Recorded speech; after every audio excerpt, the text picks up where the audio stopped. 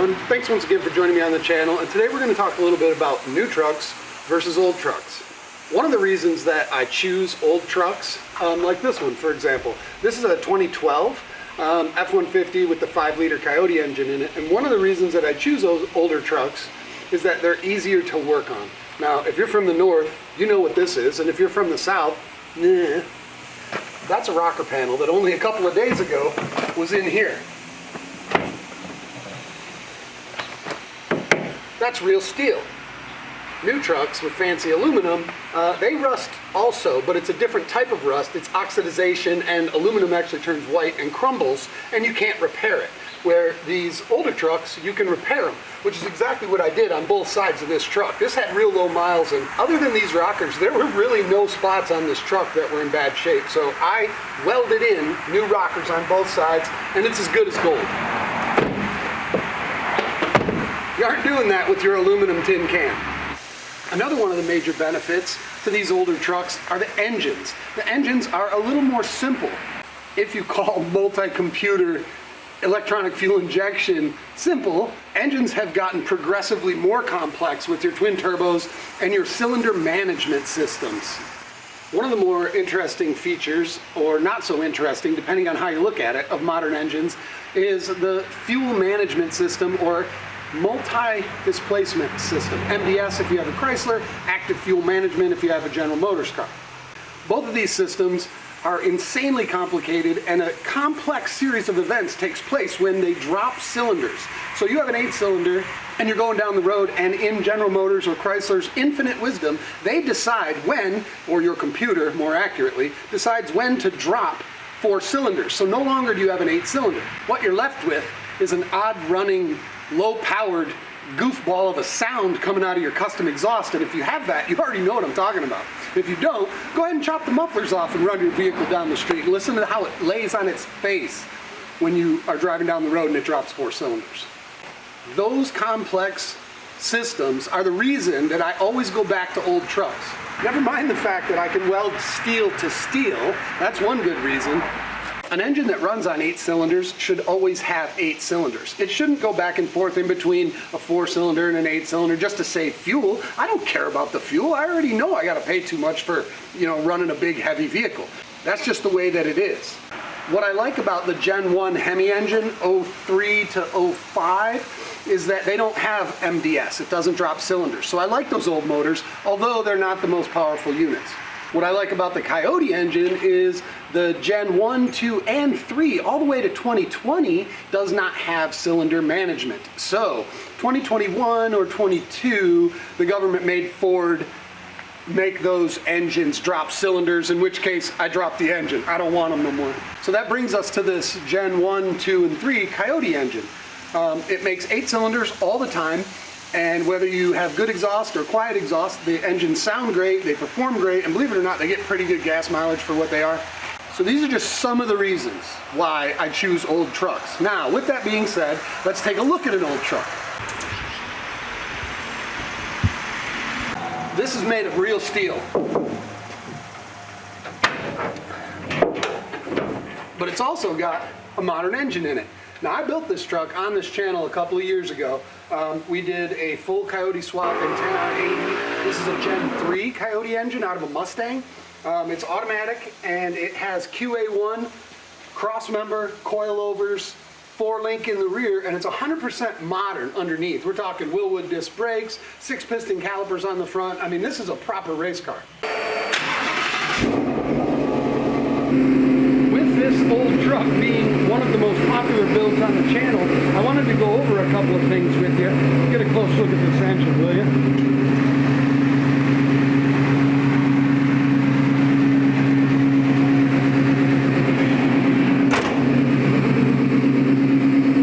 What I think is really cool, Dakota digital dash. Check this out. Power windows.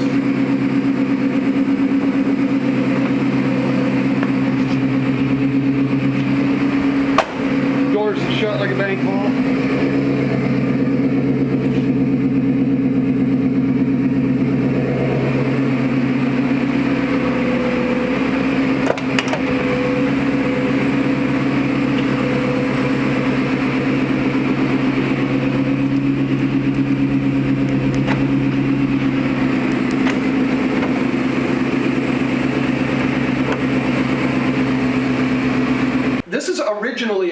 California truck, and it was brought here from California with a 390 in it and a 3-speed automatic transmission. It sat up real high, and on the channel, I built this truck right here in this garage, and we're gonna take a look back at how I did some of the special things underneath this truck to get it as cool as it is. When we initially put this truck together, there was no QA1 4-link system for this body style Ford truck. QA1 offered a 4-link for the rear of these vehicles for the 67 through 72 model year, which is a different body style. They're a little more narrow, and that is what they had available. What I did was I took the 67-72 QA1 kit and I basically modified it to get it to fit this truck. Now this has been assembled for a couple years. It gets driven daily. It has been driven in the salt. So, you know, everything, this is not a showpiece. This is a truck that's made to be used and be competitive on today's roads. And believe me, it is. When you get in this thing and hammer it, it scoots. So let's take a look at how I assembled the rear end of this truck, and the front end for that matter, because it's all QA1. Speaking of which, I initially mailed that video from this channel a couple of years ago to QA1, and they said, thank you for doing that. Many people asked, can it be done? And QA1 actually started to refer them to my video so that other people could do the same thing, and there's a good chance that you yourself have watched it, and that's why you're here again today. So, let's take a look at exactly how I did it. Once you get your bed off, believe me, this is the easy way to do it. Take your rear end off and the leaf springs, open up your kit, start reading it. Pretty much you're gonna be grinding rivets for hours.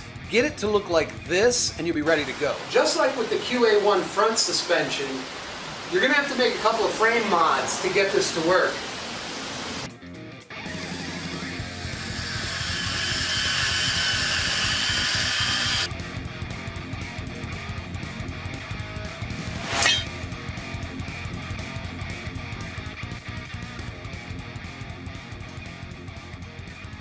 Now, you will have to end up cutting these twice, these notches, and I'll show you why. Using the QA1 instructions and the little cardboard template they give you, after you notch the frame their way, you'll see that your side plates just don't fit. What I did was I measured and made an imaginary line where I want good steel. And then I went over and I made cardboard templates, offered them up, and traced them out onto the frame. After I did that, I made those shapes out of steel and removed the portion of the frame that was wrong and put in my new portion of the frame that was correct. Once I did this, I welded both sides, offered up the plates, and voila, they fit. And you can arrive at that in any way you want. There's a million different ways to skin a cat, but you basically got to make these fit on this frame. Once you do that, it's 80% bolt on. Drill a few extra holes. You're going to have to get yourself a good 7/16 drill bit. Where I'm at with this one, obviously I'm all bolted in. I got my pinion angle truss lengthened. That I basically just cut it and sleeved it. Cut this bar. It's square tubing. I found another piece of square tubing that fits inside of it. I sleeved it back about 3 inches on each side. Basically, all I did was just extend this 2.5 inches. If QA1 would sell a bar that's 2.5 inches longer, and those side templates, they would have a kit for the 73 through 79. That's all you got to do. I'm going to bolt it up. I'll drill holes and bolt this in place, center it all up. I have to weld this yet. But yeah, that's basically it, and you have the full kit. The third and final part of getting the suspension on this truck is not only did we have to lengthen that front cross-member bar, we also have to lengthen the panhard bars. There's 2 panhard bars that are on the back, and they end up being about the same distance short, so I'm going to lengthen those tomorrow, and then this will be done. This kit will be installed.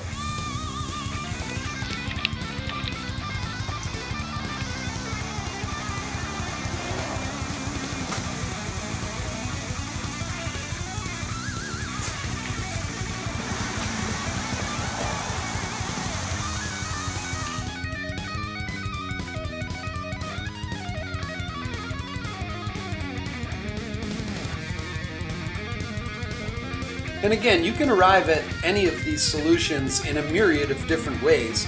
You take the way that works best for you. I'm just showing you what I did.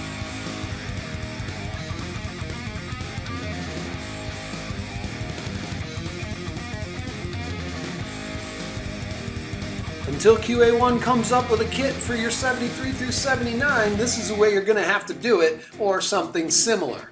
Let's take a quick look back at the front suspension also, because that thing is great.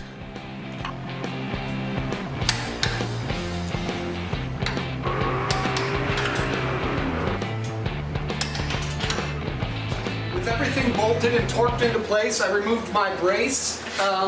That was just to kind of hold it steady. They recommend you do it. I was going to weld it on, but you know, they did it right through those holes, so that's the way I did it. Everything is bolted and done. I had to drill these 3/8 holes, a couple of 1/2-inch holes in the back. Other than that, everything bolted right on, super easy. So the next cool part is the control arms. That's the part that's going to carry the wheels. Hopefully we'll be able to get this thing rolling today. That'd be great. Maybe even an engine stuck in there. Well, that was short-lived. We're not going to get this put together today because we only have half of the spacers required for the rod ends, and the other control arm has no rod ends. They're not in the package, so they were shorted, and I have to order those or call and complain or wish and hope. Whatever it is, that ain't happening. So on to something else for today. This morning the QA1 parts arrived. They came right from QA1. They solved it real quick. Not a problem at all, to be honest with you. I was happy to get a little break from this thing, so I'm back on it, and what I'm going to try to do right now is get these arms on, maybe the rack in, and the shocks. Everything loosely assembled. That'd be a win.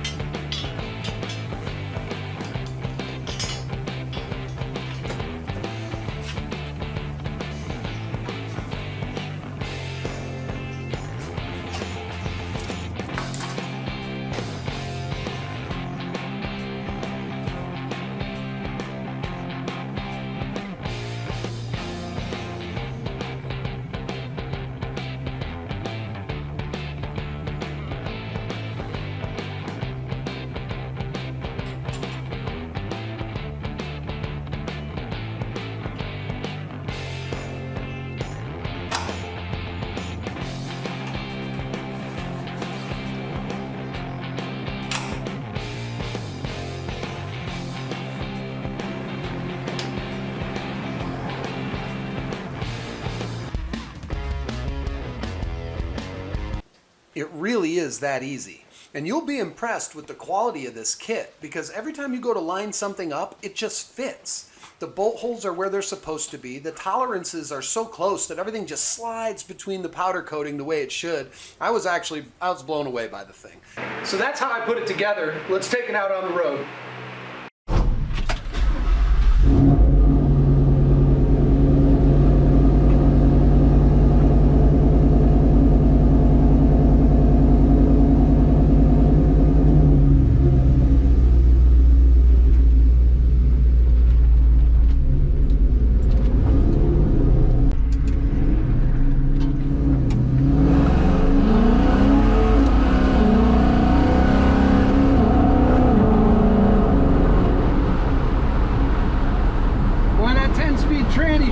Shift a lot.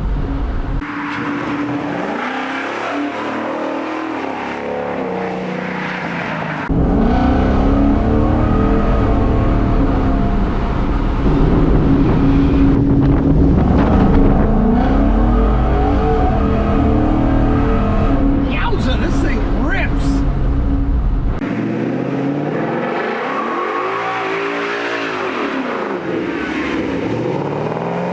I'll tell you, that thing will get away from you if you're not careful. You push down on the pedal, and with the small diameter steering wheel, that thing gets sketchy. That's all right, it'll keep you paying attention.